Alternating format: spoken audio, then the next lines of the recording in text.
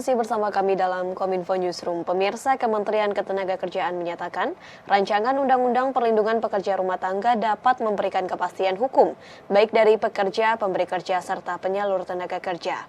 Hal ini ditegaskan langsung oleh Dirjen Binwasnaker dan K3 Kemenaker, Hayani Romondang, dalam dialog Forum Medan Merdeka Barat 9 bertajuk pentingnya RUU PPRT disahkan.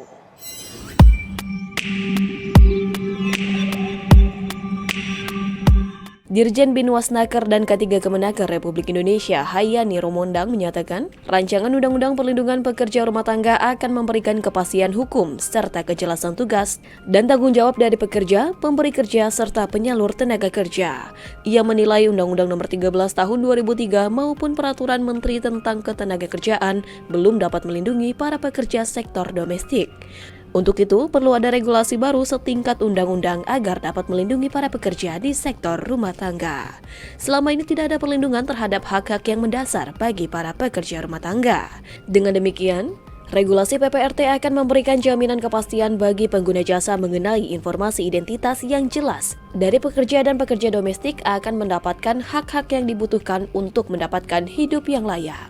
Adapun dari sisi penyalur tenaga kerja, undang-undang tersebut nantinya akan mengatur tentang peningkatan kapasitas dan kompetensi dari para pekerja sebelum disalurkan agar bisa memenuhi standar pelayanan yang diharapkan oleh para pemberi kerja. Undang-undang PRT tentunya kita harapkan, kalau disahkan ini bisa dijadikan sebagai acuan semua pihak, baik pemerintah pusat, daerah, lembaga penyalur, PRT-nya sendiri, bahkan seluruh masyarakat. Jadi ketika sudah terwujud sebuah tata kelola yang baik untuk perlindungan PRT, tentu ratifikasi konvensi akan memperkuat pelaksanaan perlindungan PRT sesuai standar internasional. Saya kira itu yang akan lebih baik ya untuk mempersiapkannya.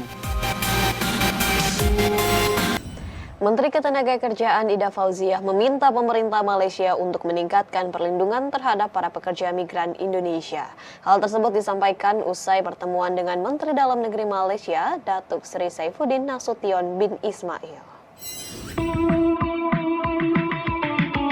Menteri Ketenagakerjaan Republik Indonesia Ida Fauziah menerima kunjungan Menteri Dalam Negeri Malaysia, Datuk Seri Saifuddin bin Ismail pada Senin 30 Januari 2023 yang membahas mengenai perkembangan serta mencari solusi dari berbagai permasalahan yang berkaitan dengan perlindungan pekerja migran Indonesia di Malaysia, terutama dalam sektor perlindungan domestik. Selain itu, kunjungan ini juga merupakan tindak lanjut dari pertemuan antara Presiden Joko Widodo dengan Perdana Menteri Malaysia pada beberapa waktu lalu. Salah satu hal yang dibahas dalam pertemuan Menaker dan Menteri Dalam Negeri Malaysia yakni mengenai rekalibrasi tenaga kerja yang dinilai akan memudahkan PMI yang berada di Malaysia, namun belum mendapatkan majikan lagi untuk melanjutkan pekerjaannya. Menaker menyebutkan saat ini pemerintah Malaysia telah menerbitkan kebijakan rekalibrasi tenaga kerja atau RTK versi 2.0, yang dalam implementasinya pemerintah Indonesia masih memerlukan informasi lebih rinci dan jelas dari pemerintah Malaysia untuk penerapannya. Saat ini, WNI yang bekerja di Malaysia berjumlah 393.314 orang, yang berarti Indonesia menjadi negara nomor 2 terbanyak setelah Bangladesh yang warga negaranya bekerja di Malaysia.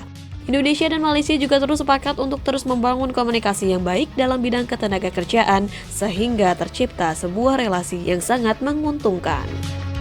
Saat ini pemerintah Malaysia sudah menerbitkan program kebijakan terkait RTK versi terbaru, yaitu RTK 2.0, yang mana dalam implementasinya pemerintah Indonesia, tadi saya sampaikan kepada Pak Menteri, masih memerlukan informasi yang rinci dan beliau berjanji akan menyampaikan lebih rinci, lebih jelas kepada kita, kepada kami, perwakilan kami di Malaysia, dan sehingga penerapannya bisa berjalan dengan baik.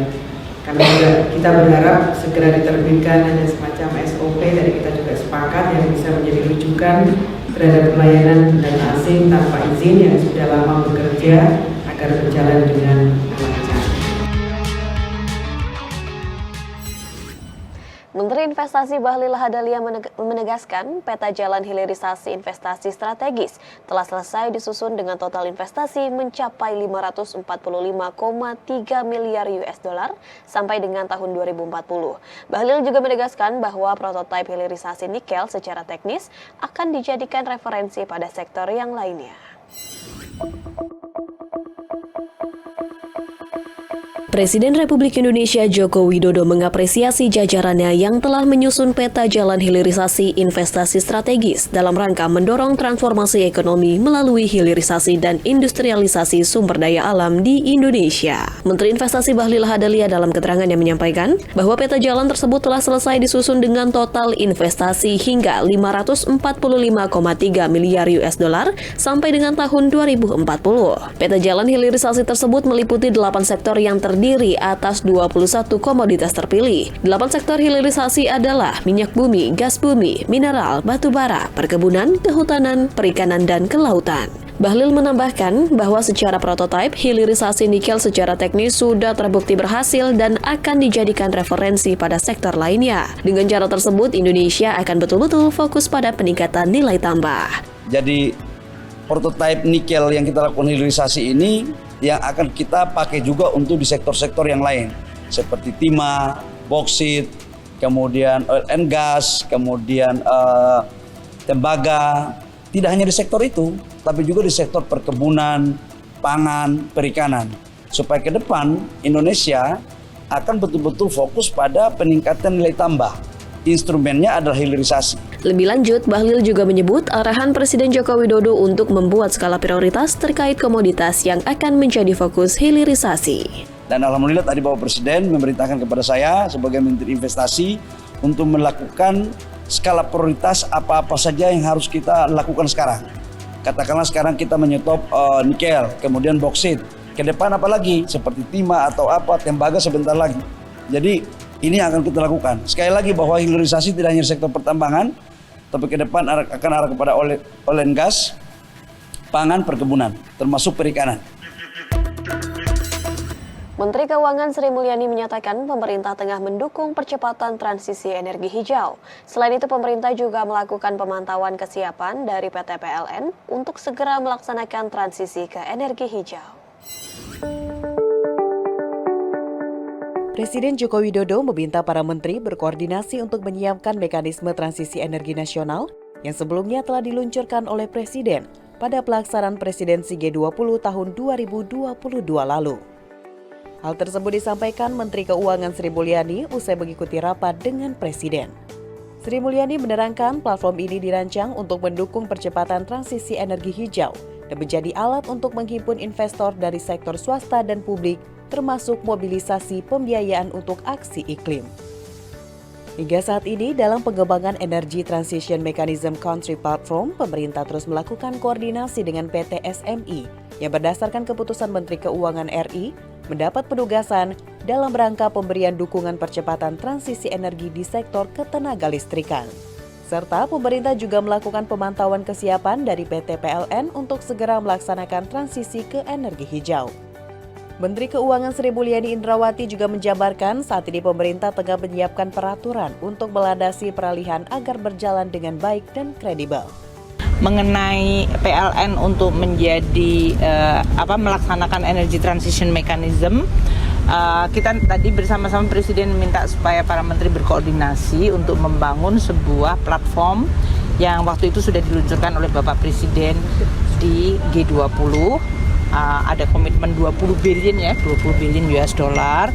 Kita akan lihat kesiapan dari PLN seiring dengan mereka melakukan holding subholding, apa-apa saja yang dibutuhkan untuk bisa menjalankan itu ya.